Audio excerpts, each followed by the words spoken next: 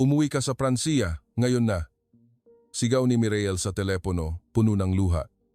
Ang kaisa-isang anak nilang babae ay iniwan ng marangya at sikat na Paris para manirahan sa Pilipinas, sa gitna ng palayan. Isang araw, lumabas sa social media ang larawan ng kanyang anak na puno ng putik, may hawak na lihok sa gitna ng bukid at halos nanigas si Mireille. Binuksan ni Jean-Luc ang kanilang bank account at natuklasang halos naubos na ang kanilang buong ipon. Nagbabala ang mga kaibigan na nakuha raw siya, minanipula at pinagsasamantalahan. Sa loob lang ng isang gabi, nagpa siya ang mag-asawa na lumipad patungong Pilipinas hindi para bumisita kundi para iuwi ang kanilang anak sa anumang paraan.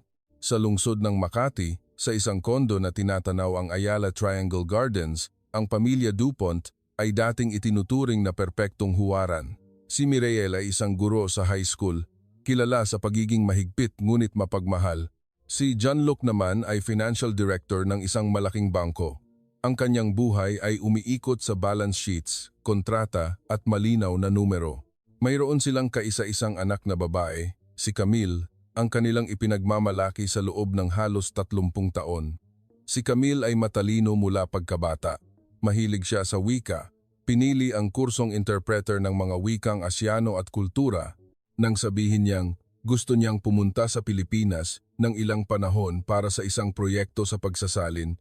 Itinuring lang iyon ni Mireille na karanasan sa pagkabata. Sinabi niya sa mga kaibigan na ang kanyang anak ay nag-aaral ng kultura. Tumango lang si Jean-Luc. Itinuring itong isang bahagi ng career development plan. Ngunit pagkaraan ng isang taon, hindi umuwi si Camille. Naging bihira ang kanyang tawag, mas maikli ang kanyang mga mensahe, at kung minsan, ilang araw bago sumagot, sinabi niyang lumipat siya sa isang baryo sa tabing ilog sa Laguna. Mahinahon, ngunit matatag ang kanyang boses, mas nararamdaman kong nabubuhay ako dito. Hindi maintindihan ni Mireille kung ano ang ibig sabihin ng mas nabubuhay. Ang tama ay dapat may plano, ang tama ay dapat may katiyakan. Isang gabi, habang nagbabrowse sa social media, nakita ni Mireille ang isang larawan ni Camille na nakatayo sa gitna ng palayan, nakapants na nakataas, marumi ang damit, may hawak na buwig ng palay, at magulo ang buhok dahil sa hangin. Sa ilalim ng larawan ay may isang maikling linya lang. Nag-ani kasama ang buong baryo ngayon. Napahigpit ang dibdib ni Mireille. Sa kanyang paningin, hindi iyon karanasan, kundi ang kanyang anak ay naghihirap. Ang kanyang anak na dating nabubuhay sa gitna ng mga silid-aklatan, seminar at air-conditioned na opisina, ngayon ay nakatayo sa gitna ng putik na parang isang manggagawa. Kinabukasan, bumisita ang isang kaibigan sa Makati. Nang marinig ang kuwento, kinunutan ng noo ang kaibigan at mahinang sinabi, "Mag-ingat ka, maraming kaso na napupunta sa Asya at nanamantalahan. Bihira siyang mag-contact. May problema na yan." Ang pahayag na iyon ay parang karayom na tumusok sa kanyang takot. Nang gabing iyon, hindi nakatulog si Mireille. Tiningnan niya muli ang larawan, tiningnan ng mabuti, at nagsimulang umikot sa kanyang isip ang sunod-sunod na tanong. Nang gabing iyon, hindi na nakita ni Mireille ang palayan sa larawan. Nakita lang niya ang mga panganib, ang putik ay naging tanda ng paghihirap. Ang simpleng damit ay naging simbolo ng kakulangan. At ang ngiti ni Camille ay biglang naging mahirap intindihin. Nagtanong siya sa sarili, nalinlang kaya siya? Minanipula kaya siya? Pinipilit kaya siyang gumawa ng mabibigat na trabaho? May itinatago ba siya sa akin? Ang mga tanong na iyon ay umikot sa kanyang isip na parang malamig na hangin. Kinabukasan, tinawagan ni Mireille si Camille, matagal bago may sumagot sa telepono. Mahinahon pa rin ang boses ng kanyang anak. "Okay lang ako, Nay. Masaya rito." Ang mismong kahinahunan na iyon ang nagpakulot sa sikmura ni Mireille. Gusto niyang marinig ang pagrereklamo ng kanyang anak. Gusto niyang marinig ang pagod niya para magkaroon siya ng dahilan para iuwi ang anak. Ngunit si Camille ay nagkukuwento lang tungkol sa pag-aani ng palay, tungkol sa pagtutulungan ng buong baryo, tungkol sa mga bata na tumatakbo at tumatawag sa kanya ng ate. Pinatay ni Mireille ang telepono na may mabigat na pakiramdam. Lumingon siya kay Jean-Luc, "Hindi ako makapaniwala sa uri ng buhay na sinasapit niya." Hindi agad nag-react si Jean-Luc. Umupo siya sa kanyang work table, binuksan ang laptop. Hindi siya nabubuhay batay sa emosyon tulad ng kanyang asawa. Nabubuhay siya batay sa datos. Nag-login siya sa bank account na lihim niyang binabantayan para sa kanyang anak. Ang mga numero na lumabas ay nagpakunot sa kanyang noo. Halos naubos na ni Camille ang kanyang ipon. Hindi lang yon, sa nakaraang 6 na buwan, naglipat siya ng malaking halaga sa Pilipinas. Sapat ang halagang iyon para makabili ng isang maliit na kondo sa labas ng Makati. Nilunok ni Gianluc ang kanyang laway. Dahan-dahan siyang nagsalita, "Mireille." Hindi ito simple. Lumapit si Mireille para tingnan ang screen. Hindi niya masyadong naiintindihan ang financial matters, ngunit alam niya na ang kanyang anak ay hindi mapaggasta. Nagpadala ng karagdagang mensahe ang isang kaibigan ni Mireille. Maraming organisasyon diyan na nanamantala sa mga dayuhan. Ginagamit nila ang kabutihang loob. "Mag-ingat ka, baka malulong ang anak mo at hindi na makawala." Ang pahayag na iyon ay parang langis na idinagdag sa apoy. Nang gabing iyon, ang kondo sa Makati ay maliwanag hanggang gabi. Paulit-ulit na naglalakad si Mireille sa sala.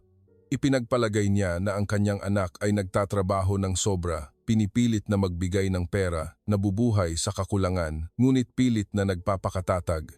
Nakaupo lang si Gianluc sa harap ng screen, ngunit sa kanyang isip ay nagkakalkula siya.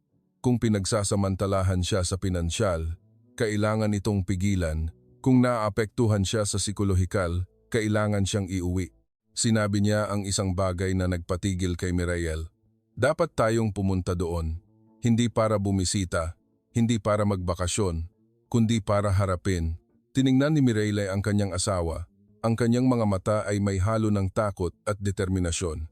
"Kung kinakailangan, iuwi ko siya sa anong paraan man." Tumango si Gianluc. Hindi siya mahilig sa padalos-dalos na aksyon, ngunit sa pagkakataong ito, nararamdaman niyang maaaring may mangyaring mas masama kung magtatagal sila. Hindi sila nagplano ng sobra. Nag-text lang sila kay Camille na gusto nilang bumisita. Hindi nila binanggit ang oras o ang layunin. Kinagabihan bago ang kanilang flight, binuksan muli ni Mireille ang larawan ng palayan.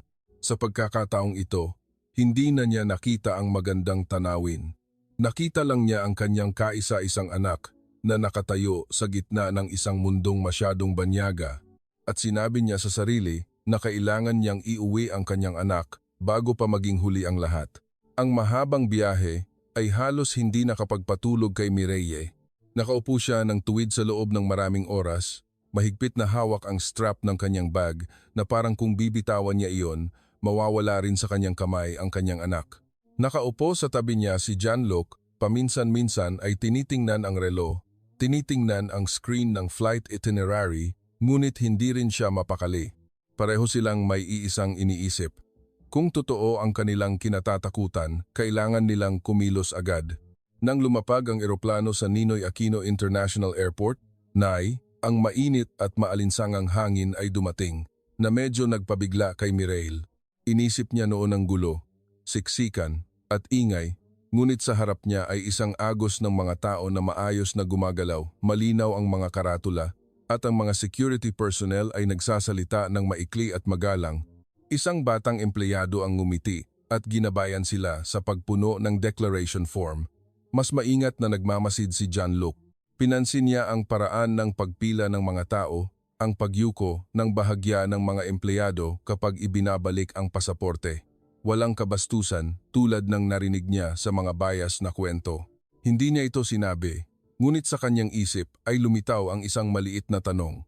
Masyado ba akong nag-iisip? Pagdating sa arrival area, lumingalinga si Mireille na may tensyon. Inaasahan niya ang larawan ng kanyang anak na lalabas payat, pagod, gusot-gusot ang damit. Handa na siya sa isang puna. Ngunit ang taong papalapit sa kanila ay hindi katulad ng takot na kanyang iginuhit. Nakasuot si Camille ng isang simpleng puting kamiseta, madilim na pantalon, nakatali ang buhok sa likod ng kanyang ulo, bahagyang naaarawan ngunit maliwanag ang mukha, malinaw at kumpiyansa ang mga mata. Ngumiti muna siya bago yakapin ang kanyang ina, pagkatapos ay ang kanyang ama. "Namiss ko kayo, Nay, Tay." Bahagyang napahinto si Mireille. Ang yakap ay hindi minadali, hindi rin pinilit, ito ay matatag at mainit. Napansin ni Gianluc na ang kanyang anak ay hindi nanginginig, hindi umiiwas. Nakatayo siya ng matatag na parang isang taong sanay na sa lugar na ito.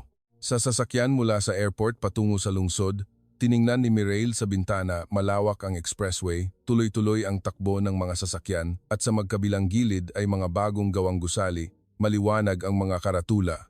Inisip niya noon na makikita niya agad ang kahirapan, ngunit ang nakita niya ay ibang ritmo ng buhay, mabilis ngunit hindi magulo. Lumingon si Camille sa likod ng sasakyan at nagsalita sa Tagalog sa driver.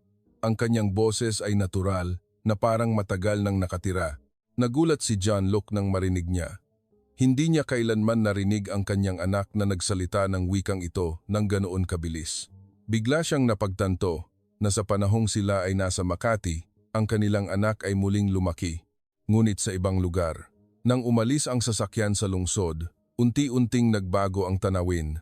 Naging malayo na ang mga bahay, mas maraming kulay berde at sumisilip ang mga ilog sa gitna ng mga puno. Sumandal si Mireille sa upuan, nagsimulang guluhin ang kanyang isip. Hindi na siya sigurado na papasok siya sa isang madilim na lugar, ngunit hindi pa rin siya naniniwala. Talaga bang dito ka nakatira? Tumango si Camille. Opo, halos 1 taon na akong lumipat sa baryo. Halos 1 taon. Ang pahayag na iyon ay nagpasakit kay Mireille. Halos 1 taon na hindi niya alam kung paano nabubuhay ang kanyang anak. Ang pakiramdam ng kawalan ng kontrol ay mas nakakainis kaysa anuman. Lumiko ang sasakyan sa isang mas maliit na daan. Sa magkabilang gilid ay mga luntiang palayan at ang hangin ay umihip sa palay na lumilikha ng malambot na alon. Sa malayo ay mga mabababang bahay na may bubong na tisa. Walang matataas na gusali, walang mamahaling coffee shop, ngunit wala ring bakas ng kahirapan tulad ng inakala ni Mireille. Huminto ang sasakyan sa harap ng isang lumang bahay na may bubong na tisa ngunit malinis. Sa harap ng bakuran ay may patola na namumulaklak ng dilaw. Isang babaeng nasa edad na ang lumabas mula sa bahay, may bahid pa ng harina sa kamay na may malumanay ng ngiti. Nandito ka na pala? Ngumiti si Camille sa Tagalog, pagkatapos ay lumingon para ipakilala. Ito po si Aling Nena, madalas po siyang tumulong sa akin. Nakatayo lang si Mireille ng ilang segundo, hindi pa siya nakakapag-react nang magsalita si Aling Nena ng napakasinatural. Ang layo ng biyahe niyo, napapagod kayo. Pumasok muna kayo, uminom ng tubig. Hindi niya tinanong kung sino sila, hindi niya sinuri. Inimbitahan lang niya sila na parang mga kamag-anak. Kinaladkad ni John Luke ang kanyang maleta papasok sa bahay. Dumapo ang kanyang mata sa maliit ngunit malinis na silid. Linis ang mesa, may pitsel ng tubig sa gitna ng mesa. Ang laptop ni Camille ay nakalagay ng maayos sa tabi ng isang tumpok ng mga dokumento. Walang tanda ng pamimilit o panloloko. Umupo si Mireille sa upuan. Tiningnan niya ang kanyang anak na nagsasalin ng tubig para sa kanyang mga magulang. May bahid ng lupa ang kamay ng kanyang anak. Marahil ay dahil sa pagtatrabaho sa bukid, ngunit ang mga mata ng kanyang anak ay payapa ng nakapagtataka. Sa sandaling iyon, isang mahirap tukuyin na pakiramdam ang pumasok sa puso ni Mireille. Hindi ito tiwala, hindi pa rin pagtanggap, kundi pagkalito. Dahil ang kanyang anak ay hindi mukhang isang taong kailangang iligtas. At ang katotohanan iyon ay mas nagpatakot sa kanya kaysa sa anumang sitwasyon na naisip niya. Nang hapong iyon, ang sikat ng araw ay gintong-ginto sa maliit na kalsada ng baryo. Ang tunog ng hangin na dumadaan sa mga kawayanan ay narinig na nagkakaluskos, ibang-iba sa makapal na tunog ng mga sasakyan sa Makati. Nakatayo si Mireille sa beranda ng bahay ni Camille, lumingalinga.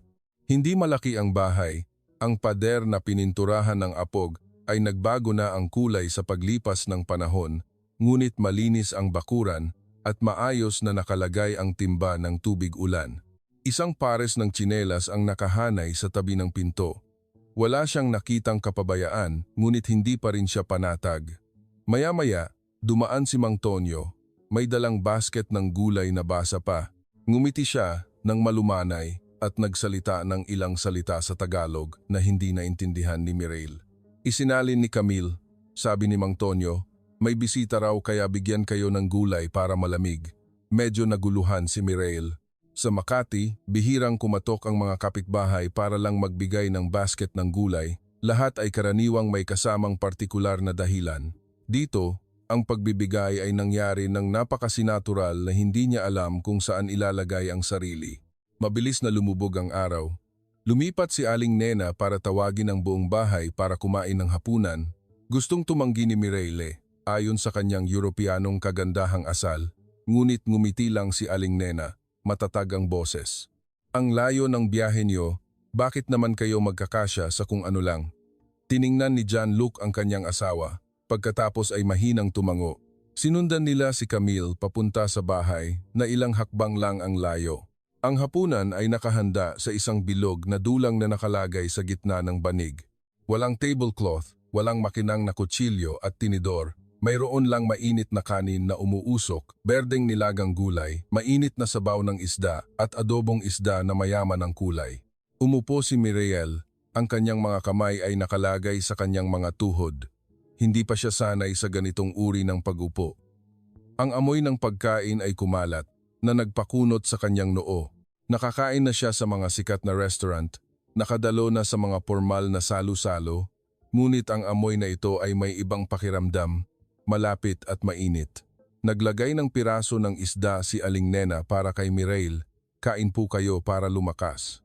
Gustong sabihin ni Mireille na kaya niyang kumuha ng sarili, ngunit nang makita niya ang malumanay na mata, hindi niya masabi ang pagtanggi. Kumagat siya ng maliit na piraso. Ang lasa ay tamang-tama ang alat tamis at mabango ang paminta. Bigla siyang napahinto dahil sa sarap. Tinikman din ni John-Luc ang sabaw, mahina siyang tumango.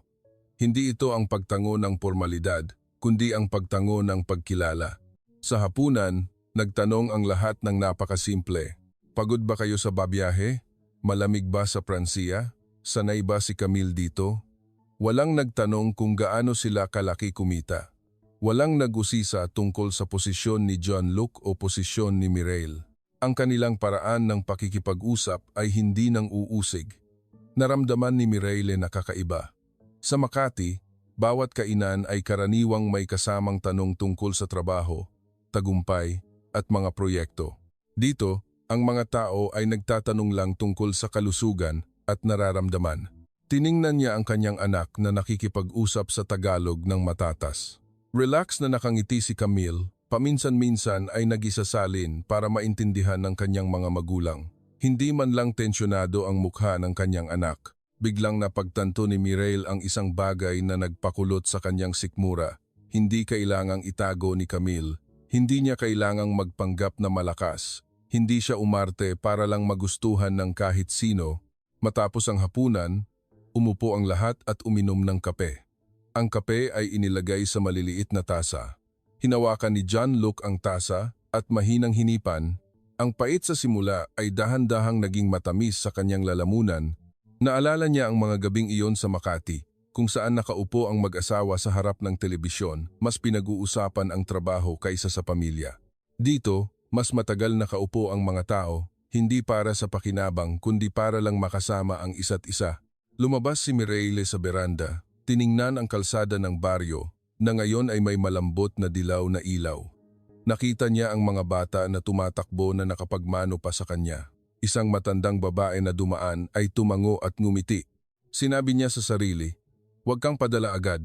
Nandito ako para mag-imbestiga, hindi para kumbinsihin ng isang hapunan." Ngunit sa kaibuturan ng kanyang puso, hindi niya maitatanggi na ang kapaligiran na ito ay hindi katulad ng naisip niya. Bago sila bumalik sa bahay ni Camille, sinabi ni Aling Nena ang isang bagay na nagpaisip ng matagal kay Mireille. Dito, mahirap sa pera pero hindi mahirap sa tao. Hindi sumagot si Mireille. Naglakad siya sa tabi ng kanyang asawa, puno ng pagkalito ang kanyang puso. Hindi pa rin siya lubos na naniniwala, iniisip pa rin niya na maaaring naliligaw ang kanyang anak. Ngunit sa unang pagkakataon mula nang lumapag ang eroplano, hindi na siya sigurado na siya ang nasa ganap na tama. At ang pag-aalinlangan na iyon ang pinakakinakatakutan niya. Kinabukasan, nagising si Mireille sa isang tunog na ibang-iba sa lungsod ng Makati. Hindi ingay ng sasakyan, hindi tunog ng telepono, kundi tawagan ng mga tao sa labas ng gate. Mga bilis ng yapak, tunog ng hangin na dumadaan sa palayan. Pumasok si Camille sa bahay, may hawak na salakot.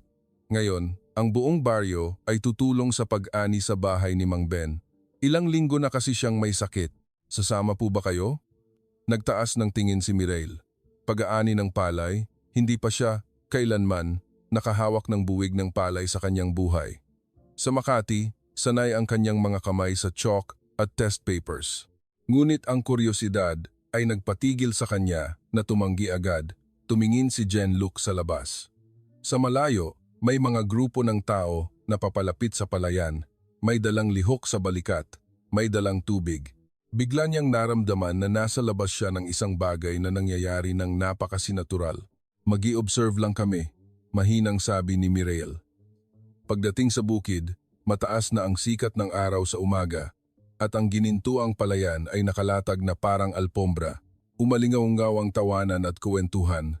Nahahati ang mga tao sa iba't ibang bahagi ng bukid, yumuyuko at mabilis na nagpuputol ng palay. Nakatayo si Mireille sa tabi ng bukid, nakakrus ang mga kamay sa kanyang dibdib.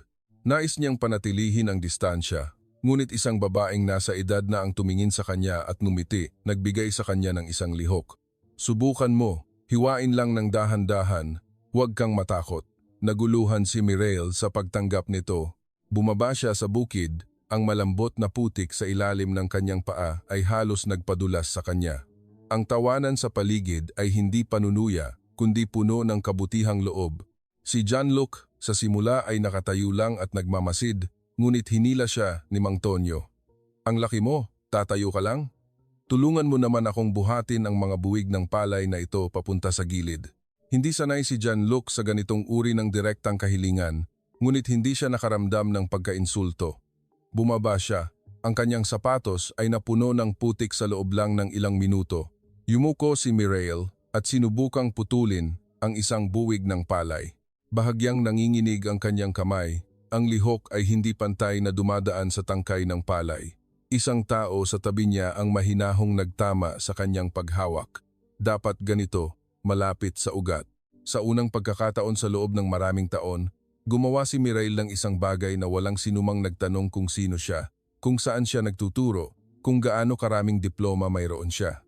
Bumababa ang pawis sa kanyang noo at nagsimulang sumakit ang kanyang likod. Ngunit narinig niya ang kanyang sarili na tumatawa nang halos madulas siya at may sumuporta sa kanya. Binuhat ni Jean-Luc ang mabibigat na buwig ng palay papunta sa gilid.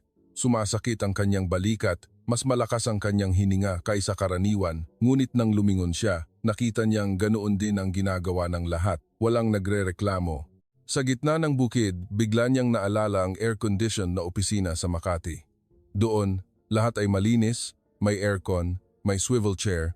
Dito, direktang tumama ang araw sa kanyang ulo, ngunit ang hangin ay puno ng kakaibang enerhiya. Isang matandang babae, habang nag-aani, ay nagsabi, "Dito, lahat ay may panahong kailangan ng iba. Ngayon, tutulungan natin sila, bukas, tutulungan nila tayo." Ang pahayag na iyon ay nagpatigil kay Mireille. Lumingalinga siya. Walang kontrata, walang papeles, walang formal na kasunduan, ngunit ang buong baryo ay magkakasamang nagtungo sa bukid dahil lang may sakit ang isang pamilya. Matapos ang halos 2 oras, humihingal si Mireille at ang kanyang mga kamay ay puno ng putik. Tiningnan niya ang kanyang mga kamay, bawat kuko ay may dumi. Kung dati ay naiinis siya, ngunit ngayon ay nakaramdam siya ng kakaibang pakiramdam na parang nahawakan niya ang isang bagay na totoo. Inilagay ni Jean-Luc ang huling buwig ng palay sa gilid. Basang-basa ang kanyang likod sa pawis. Hindi pa siya kailanman nakagawa ng ganitong uri ng manu-manong trabaho sa loob ng nakaraang 30 taon, ngunit hindi siya nahihiya. Naramdaman niyang kasama siya sa isang pangkalahatang bagay. Nang mas tumaas ang araw, huminto ang lahat. May naglatag ng malaking trapal sa gitna ng bukid. May nagdala ng kanin, may nagdala ng tubig, may nagdala ng prutas. Nagtinginan si Mireille at Jean-Luc. Hindi na sila mga taga-masidlang. Nasa loob na sila ng bilog na iyon, at nagsisimula pa lang iyon. Ang malaking trapal ay inilatag sa tuyong lupa sa gitna ng bukid. Umupo ang mga tao ng pabilog, hindi nagkakaiba kung sino ang may-ari ng bahay, sino ang tumutulong. Ang mga salakot ay inilagay sa isang tabi. Ang hangin na dumaan sa palayan ay nagdala ng amoy ng bagong aning dayami, medyo mabaho, ngunit kaaya-aya. Isang dalagita ang nagbukas ng isang cooler, kumuha ng bawat box ng kanin. Kanin na nakabalot sa dahon ng saging, ilang piraso ng adobo, konting atsara at mga bote ng malamig na tubig na ipinasa sa isa't isa.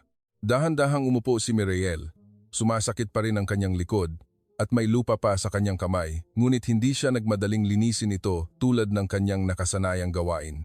Lumingalinga siya. Ang lahat ay tumatawa at nagkukuwento tungkol sa ani, tungkol sa mga anak na nag-aaral, tungkol sa presyo ng palay ngayong taon.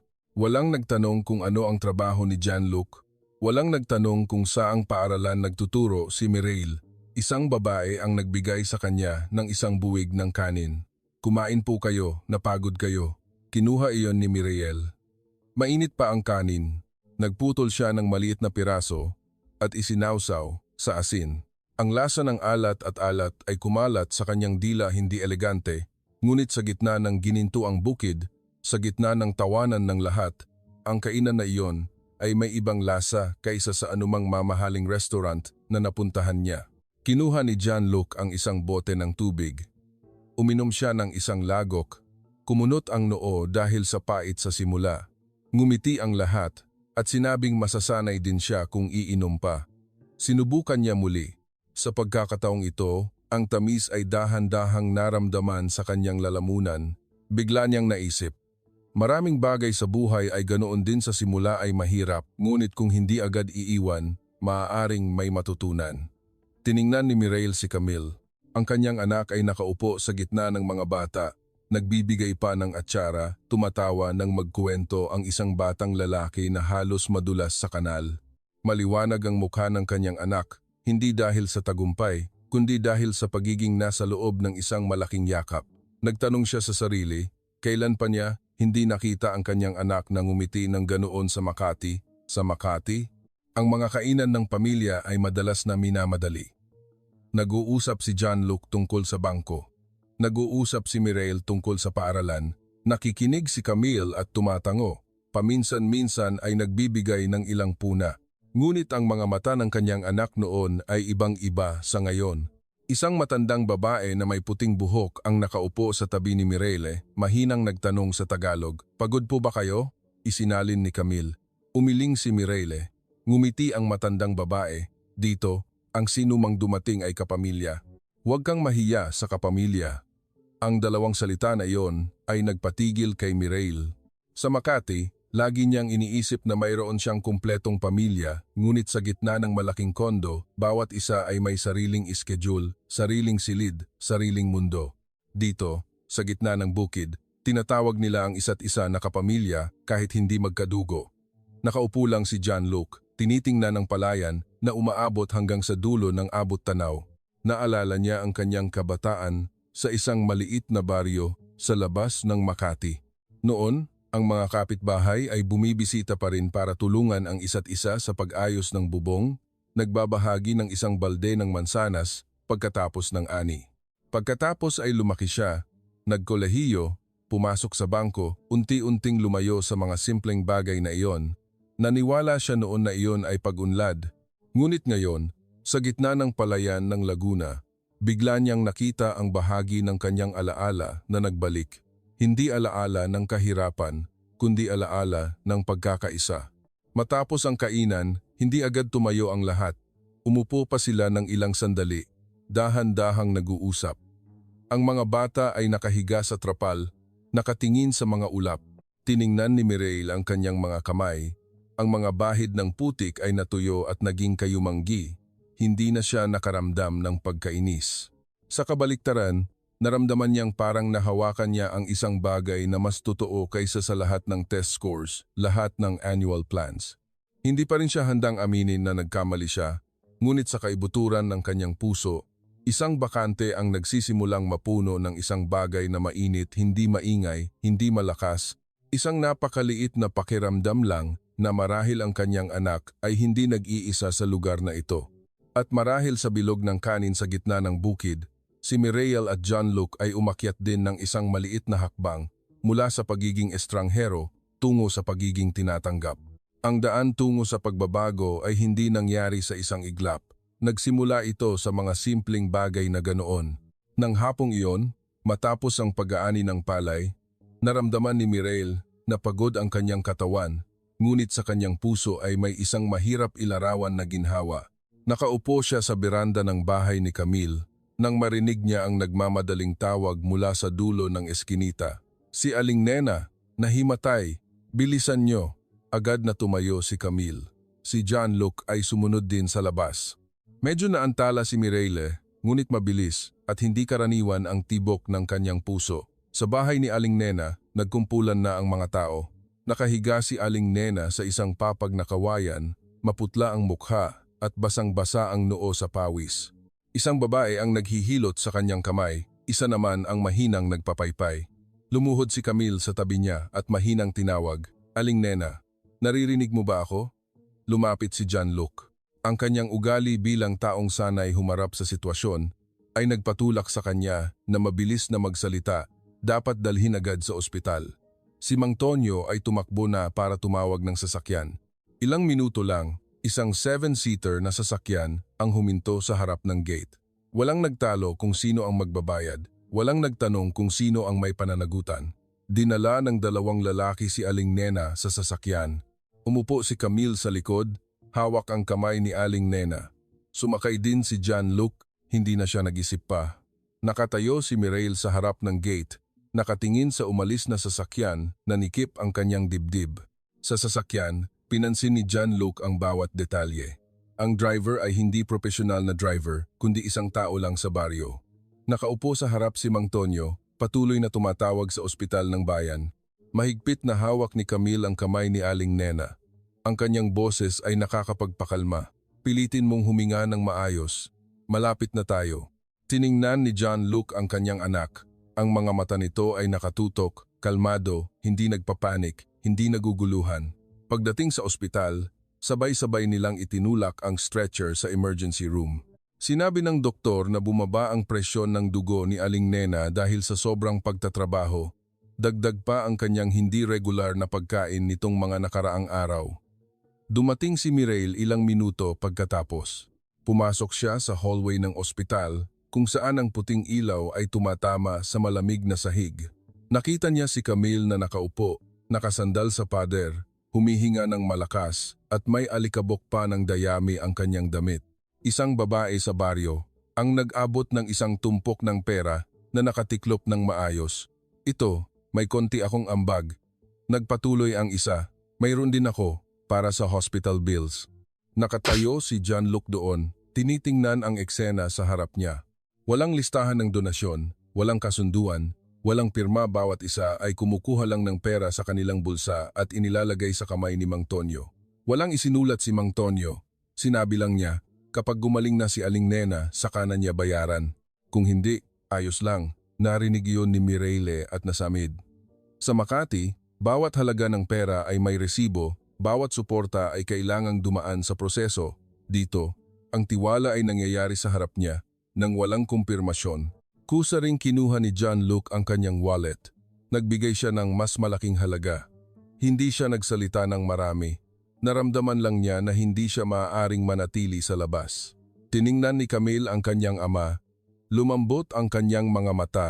Matapos ang ilang oras, sinabi ng doktor na stable na ang kondisyon ni Aling Nena.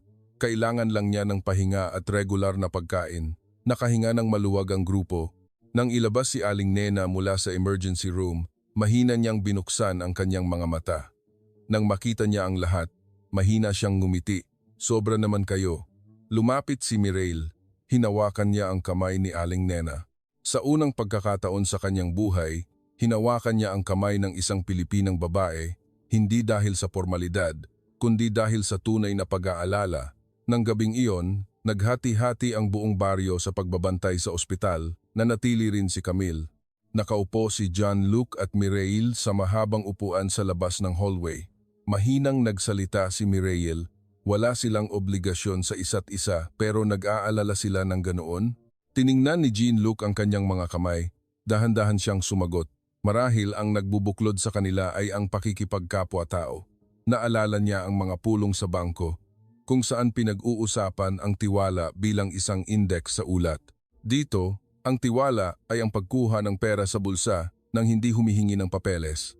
Tiningnan ni Mireille ang kanyang anak na nag-aalaga kay Aling Nena, inaayos ang manipis na kumot. Bigla niyang naintindihan ang isang mahalagang bagay. Hindi lang nabubuhay ang kanyang anak dito, naging bahagi na siya ng lugar na ito. At sa unang pagkakataon, hindi na naisip ni Mireille na agad na iuwi ang kanyang anak. Ngunit ang pagbabago na iyon ay marupok pa rin dahil sa kaibuturan ng kanyang puso, mayroon pa rin siyang tanong. Sapat kaya ang pakikipagkapwa-tao para protektahan ang kanyang anak sa pinakamahirap na araw? Matapos ang insidente kay Aling Nena, hindi na nagpatuloy si Mireille sa pagpapanatili ng distansya tulad noong mga unang araw. Nagmamasid pa rin siya, nag-iisip pa rin, ngunit sa kanyang tingin ay may kalambutan na. Ilang araw pagkaraan, sinabi ni Camille sa kanyang mga magulang na magsasagawa ang baryo ng isang bayanihan para sa tradisyonal na pista. Bawat bahay ay magbibigay ng kaunting trabaho, kaunting pagkain, kung ano ang mayroon sila ay ibibigay. Medyo nag-alinlangan si Mireille nang marinig iyon. Sa Makati, ang mga community events ay karaniwang isinasaayos ng gobyerno o ng mga organisasyon na may plano, may budget at may malinaw na tagapamahala. Dito, simpleng sinabi lang ni Camille, kung magkakasama tayo, magtutulungan tayo. Kinabukasan, mas maraming tao sa covered court ng barangay kaysa karaniwan. Ilang lalaki ang nagtatayo ng tolda, ang mga babae ay gumagawa ng kakanin, naghuhugas ng gulay, at ang mga bata ay nagtatakbuhan. Umalingaw-ngaw ang tawanan sa buong bakuran. Kakapasok lang ni Jean-Luc nang hilahin siya ni Mang Tonyo. Ang laki mo, tulungan mo akong buhatin ang mga mesa ha? Ngumiti si Jean-Luc. Sa pagkakataong ito, hindi na siya naguguluhan tulad dati. Sinipulan niya ang kanyang manggas at kasama ng ibang lalaki ay binuhat ang mga mesa at inayos ang mga upuan.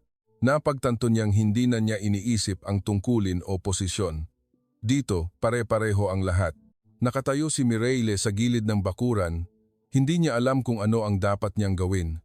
Sanay siyang tumayo sa entablado. Sanay kontrolin ang klase. Ngayon ay nakatayo siya sa gitna ng maraming tao. Walang nagtanong kung ano ang kanyang diploma. Isang dalagita ang nag-abot sa kanya ng isang basket ng gulay. Pakihugas po para sa amin ha? Nahiya si Mireille na nakatayo lang. Ngunit pagkatapos ay kinuha niya ang basket, lumapit sa poso. Lumamig ang tubig nang dumapo sa kanyang kamay. Ang mga dahon ng gulay ay nadulas sa kanyang mga daliri. Hinugasan niya ang bawat buwig, naririnig ang tuloy-tuloy na tunog ng tubig.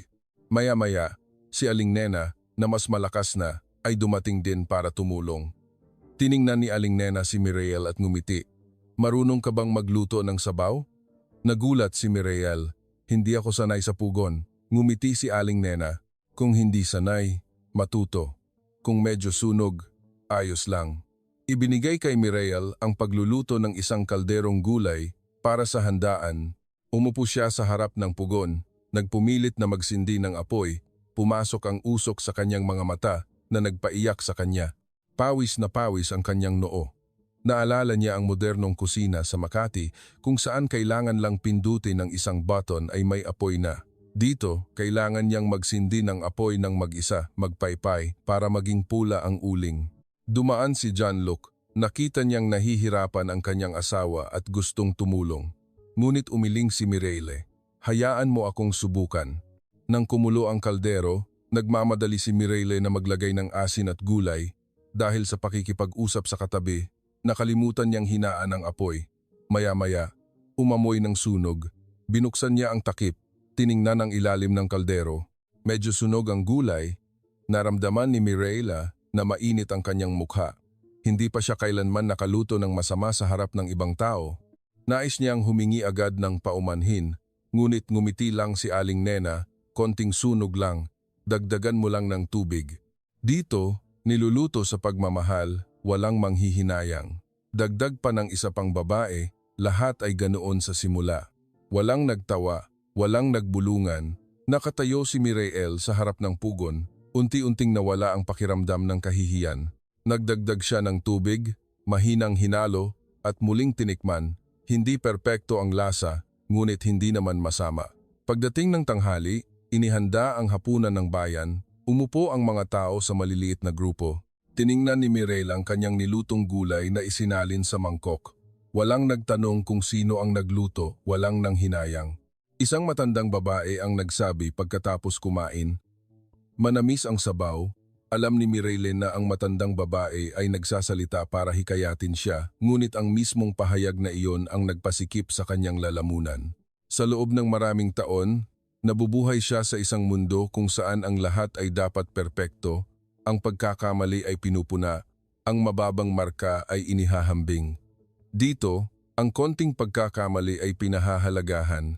Nakaupo si Jean-Luc sa tabi, tahimik na pinupunasan ang gilid ng mata ng kanyang asawa. Wala siyang sinabi, ngunit naintindihan niya ang pinagdadaanan ni Mireille. Nang matapos ang bayanihan, isang babae sa baryo ang nagbigay kay Mireille ng isang tasa ng mainit na munggo. Kumain po kayo para lumakas. Dito, kapag nagtrabaho, dapat kumain, mas masaya kapag kumain. Kinuha iyon ni Mireille, umupo sa gitna ng lahat. Hindi na niya naramdaman na siya ay isang bisita. Sa sandaling iyon, biglang napagtanto ni Mireille ang isang mahalagang bagay. Dito, hindi siya kinakailangang maging perpekto para tanggapin. At sa unang pagkakataon, nakita niya ang kanyang sarili bilang isang ordinaryong tao, hindi isang huwarang guro, hindi isang ina na laging kailangang maging tama. Ang pagbabago ay hindi dumating sa pamamagitan ng paghikayat. Dumating ito sa pamamagitan ng isang kalderong medyo sunog at mga ngiti na hindi humuhusga. Matapos ang pista ng baryo, nagsimulang masanay si Mireille sa ritmo ng buhay doon. Mas maaga siyang gumising, pumupunta sa beranda at tinitingnan ang hamog na bumabalot sa ilog. Hindi pa siya lubusang nagbago, ngunit sa kanyang puso ay hindi na siya tensyonado tulad ng mga unang araw. Nang umagang iyon, dinala ni Camille ang kanyang mga magulang sa bukid para bisitahin ang natitirang palayan. Isang grupo ng mga bata ang sumunod din. Kasama doon si Carlo, isang 8 taong gulang na ulila, na madalas turuan ni Camille na sumulat at magbasa. Maliit si Carlo, naaarawan ng balat, maliwanag ang mga mata, ngunit medyo maitim ang ilalim. Napansin ni Mireille na umubo ng ilang beses ang bata. "Pagod ka ba?" tanong ni Camille. Umiling si Carlo, sinabing medyo mainit lang ang kanyang pakiramdam. Mabilis na tumaas ang araw kaysa karaniwan at ang hangin ay mainit. Ang mga matatanda ay nag-aayos ng natitirang mga buwig ng palay. Ang mga bata ay naglalaro malapit sa gilid ng bukid. Biglang napahinto si Carlo sa gitna ng bukid. Nauutal siya, pagkatapos ay bumagsak. Si Camille ang unang lumingon. "Carlo!" Tumakbo siya at lumuhod, binuhat ang bata. Mainit ang noo ni Carlo, nakapikit ang mga mata. Nakatayo si Mireille ilang hakbang ang layo. Mabilis ang tibok ng kanyang puso na naririnig niya ang bawat tibok. Mabilis ding lumapit si Jean-Luc. Matatag na sinabi ni Camille, dapat dalhin siya sa bahay agad. Si Mang Tonyo ay tumakbo na para tumawag ng sasakyan. Isang babae ang kumuha ng basang tela at pinunasan ang noo ni Carlo. Nagkumpulan ang lahat, hindi nagpapanik ngunit napakabilis. Tiningnan ni Mireille ang kanyang anak na yakap ang bata. Dumikit ang putik sa damit ni Camille ngunit hindi niya pinansin. Ang kanyang mukha ay nakatutok, tunay na nag-aalala. Sa sandaling iyon, biglang naalala ni Mireille ang larawan ng palayan na dati niyang tiningnan at ikinatakot. Ang larawan ng kanyang anak na puno ng putik noon ay nagpaisip sa kanya ng paghihirap. Ngayon, ang putik sa damit ng kanyang anak ay parang tanda ng pagkakabuklod. Dumating ang sasakyan, sumakay si Camille kasama si Carlo. Sumunod din si Jean-Luc. Huminto si Mireille ng isang segundo, isang ideya ang dumaan sa kanyang isip. Ito ang oras para linawin ang lahat. Ito ang oras para magbigay ng ultimatum. Kailangan mong umuwi sa Pransiya. Hindi ka maaaring manatili sa ganitong uri ng buhay. Ngunit nang makita niya ang mga mata ni Carlo na bahagyang nakabukas, nakita niya ang maliit na kamay na mahigpit na nakahawak sa damit ni Camille. Hindi masabi ni Mireille ang kanyang salita. Sa daan pa uwi, nakaupo si Mireille sa tabi ng bintana ng sasakyan, tinitingnan ang palayan na lumalayo sa likod. Naintindihan niya nang malinaw ang isang bagay. Kung pipilitin niyang umalis si Camille ngayon, hindi lang ang kanyang anak ang masasaktan, kundi pati na rin ang mga batang tulad ni Carlo. Dinala si Carlo sa Rural Health Unit ng barangay. Sinabi ng doktor na mataas ang lagnat ng bata dahil sa heat stroke at pagkaulanan nitong mga nakaraang araw, kailangan niya ng IV drip at pahinga. Umupo si Camille sa tabi ng kama, hawak ang kamay ni Carlo. Mahina niyang sinabi, "Huwag kang mag-alala, ate, nandito." Nakatayo si John Luke sa dulo ng kama, tinitingnan ang kanyang anak. Naalala niya ang mga pagkakataong naglakbay siya ng matagal, maliit pa si Camille at naghihintay sa pinto. Inisip niya noon na ang paghahanap buhay ang pinakamahusay na paraan para protektahan ang pamilya. Ngayon, pinoprotektahan ng kanyang anak ang isang bata sa pamamagitan ng kanyang presensya. Lumapit pa si Mireille. Tiningnan niya si Carlo, pagkatapos ay si Camille. Isang alon ng damdamin ang lumitaw sa kanyang puso. Alam na niya ng malinaw ang kanyang gagawing desisyon. Panatilihin ba siya dahil sa takot niya o hayaan siyang mabuhay ayon sa pinaniniwalaan niya?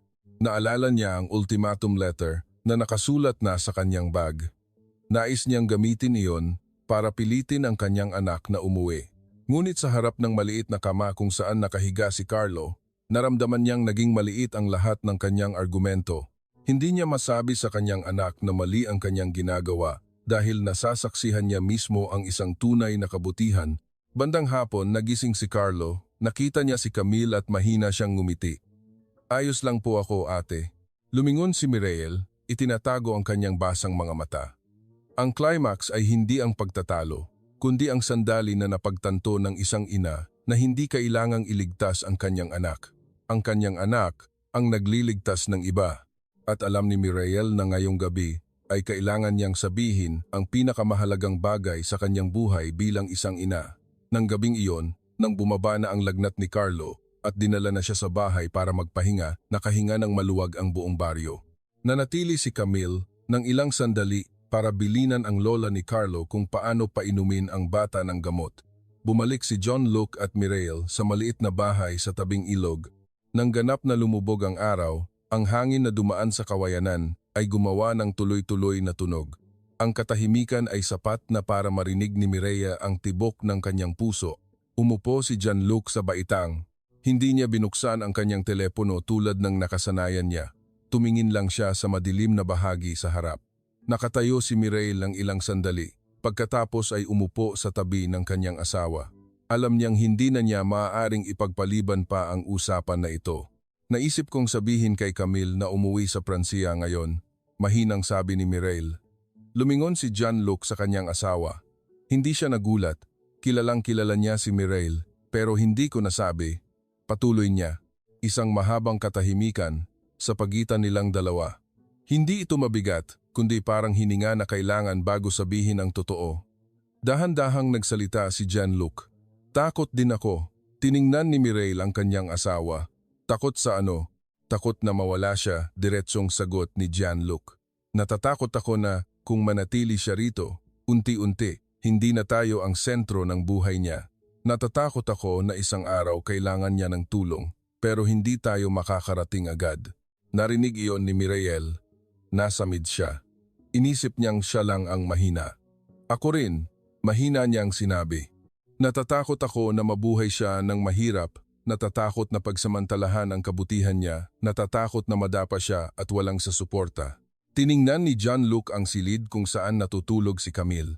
Pero ngayon, nakita ko siyang matatag na sumusuporta sa iba. Ang pahayag na iyon ang nagpatungo sa ulo ni Mireille. Naalala niya ang eksena ni Camille na yakap si Carlo. Ang mukha ay nakatutok at kalmado, hindi nagpapanik, hindi nagrereklamo. Dahan-dahang nagsalita si Mireille. Minahal ba natin siya sa paraan na nakakapagod sa kanya? Hindi itinanggi ni John Luke.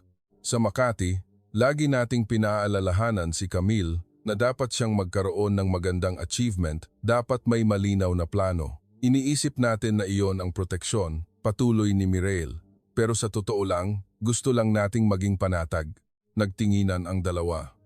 Sa unang pagkakataon, inamin nila ang isang bagay na hindi pa nila kailanman sinabi sa loob ng maraming taon.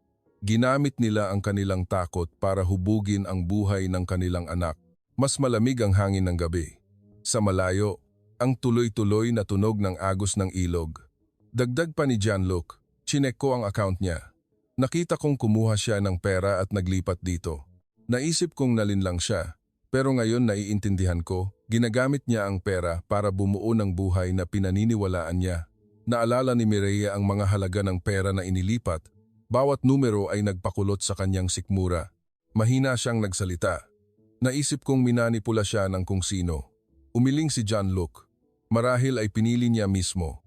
Isang simpleng pahayag ngunit mabigat na parang bato na bumagsak sa tubig. Binuksan ni Mireille ang kanyang bag, kinuha ang papel na nakatiklop. Ang ultimatum letter na isinulat niya mula sa Makati na may matitigas na pahayag. Kung hindi ka uuwi, hihinto kami sa pagsuporta. Kung hindi ka magbabago, labis na malulungkot ang pamilya. Tiningnan niya ang papel sa ilaw ng dilaw na lampara. Walang sinabi si John Luke. Naghintay siyang huminga ng malalim si Mireille. Kung ibibigay ko ito kay Camille, marahil ay uuwi siya. Ngunit hindi na niya tayo titingnan tulad ng dati. Inilagay ni John Luke ang kanyang kamay sa balikat ng kanyang asawa. Ayaw kong manalo laban sa kanya. Gusto kong panatilihin siya. Ang pahayag na iyon ay nagpanginginig ng bahagya kay Mireille. Naintindihan niya, ito ang sandali ng pagpili. Panatilihin ang kontrol o panatilihin ang relasyon. Hindi niya agad pinunit ang sulat, mas maingat niya lang itong tiniklop. Nang gabing iyon, hindi na pinag-usapan ng mag-asawa kung paano iuwi ang kanilang anak sa anumang paraan. Pinag-usapan nila kung paano manatili ng ilang araw pa, kung paano mas maintindihan ang plano ni Camille. Pinag-usapan nila kung paano suportahan ang kanilang anak nang hindi pinipilit itong bumalik. Sinabi ni Mireille ang isang huling pahayag bago tumayo. Marahil sa unang pagkakataon sa aking buhay bilang ina, kailangan kong matuto kung paano magtiwala. Tumango si John Luke, at sa unang pagkakataon sa aking buhay bilang ama, kailangan kong matuto kung paano bumitaw.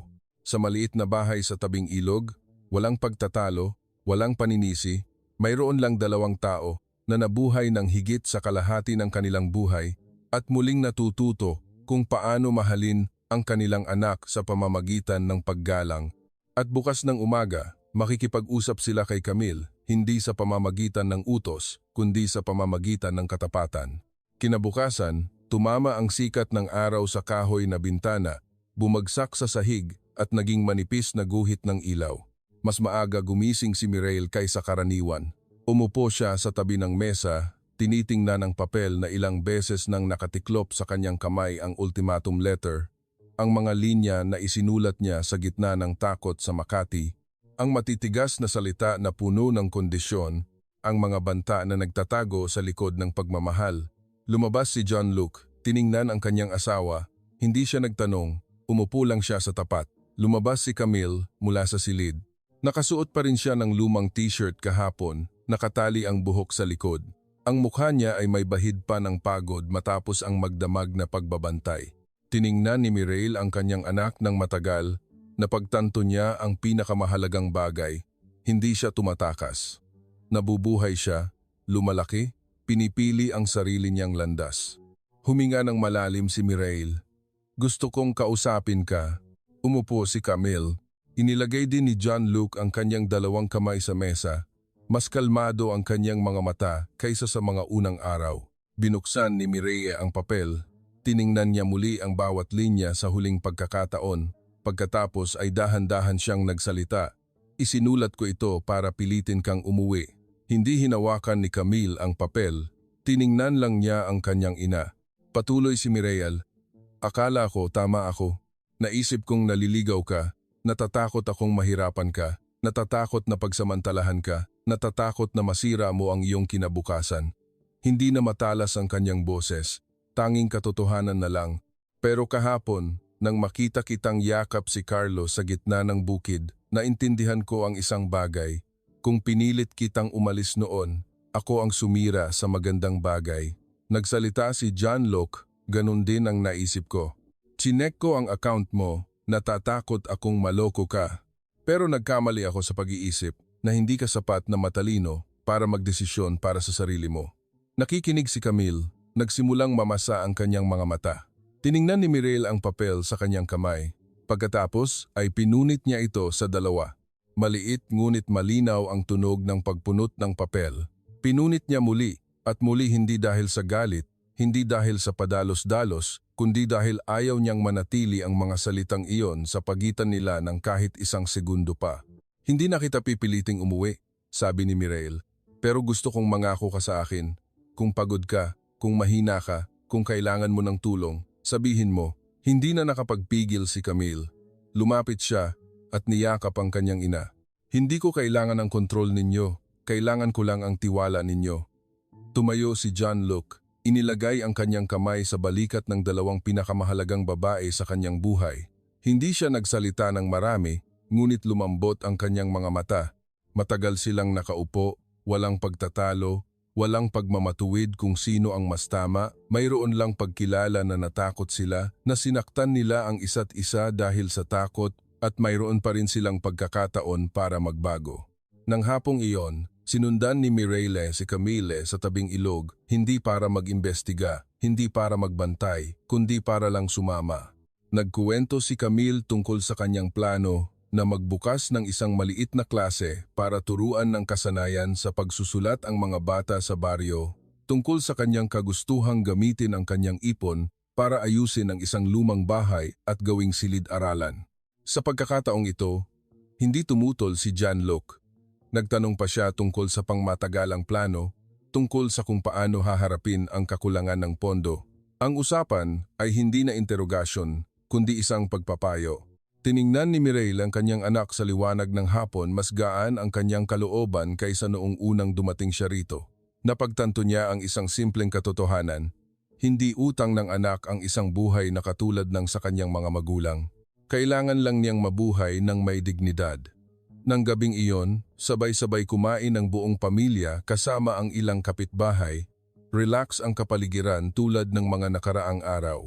Hindi na nagpanatili ng distansya si Mireille. Mas marami siyang ngumiti. Nagkuwento siya tungkol sa kanyang klase sa Makati. Nakikinig sa mga kuwento ng lahat tungkol sa ani. Isang bagong koneksyon ang nabuo. Hindi koneksyon ng pilitan, kundi koneksyon ng tiwala.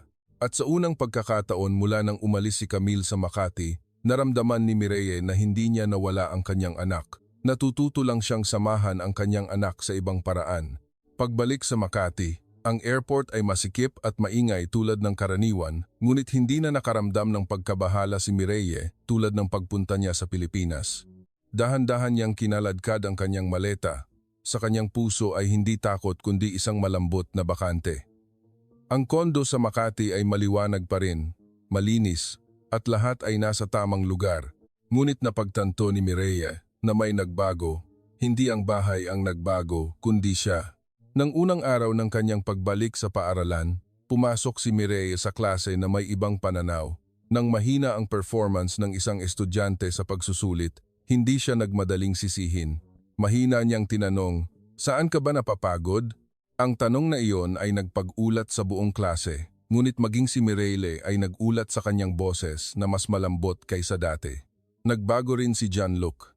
Hindi na niya dinadala ang trabaho sa mesa.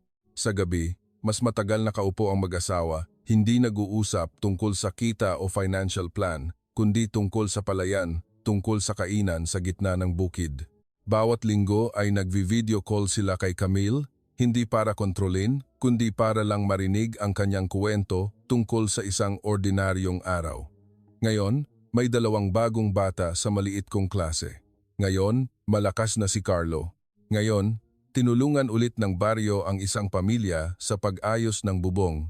Nakikinig si Mireille at napagtanto niyang kusang lumalabas ang kanyang ngiti. Pagkaraan ng 3 buwan, kusa siyang nag-book ng ticket papuntang Pilipinas muli. Hindi dahil sa pag-aalala kundi dahil sa pangungulila. Naaalala niya ang amoy ng bagong aning dayami, ang tawagan ng mga tao sa gitna ng bukid, ang pakiramdam ng pag-upo sa tabi ng pugon kahit na sumasakit sa usok ang kanyang mata. Hinatid ni John Luke ang kanyang asawa sa airport. Sinabi niya ang isang simpleng pahayag, "Pagbalik mo, ikuwento mo sa akin." Ngumiti si Mireille. Alam niyang hindi na siya pupunta doon para iuwi ang kanyang anak. Pupunta siya para mamuhay kasama ang kanyang anak ng ilang araw, para matuto pa ng pagmamahal ng walang kondisyon, para paalalahanan ng sarili na ang kaligayahan ng anak ay hindi kailangang katulad ng kaligayahan ng ina. At sa isang baryo sa tabing ilog sa malayo, may isang babaeng Pransesa na nabubuhay ng dahan-dahan, nabubuhay ng may kabutihan. Samantala, sa Makati, may isang inang naintindihan ang isang huling ngunit mahalagang aral.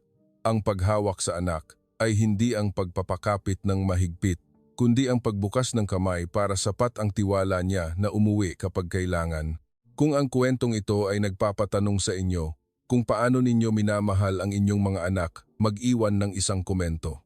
Baka hindi natin kailangang baguhin ng sobra ang ating mga anak, kailangan lang nating baguhin ang paraan ng pagtingin natin sa kanila.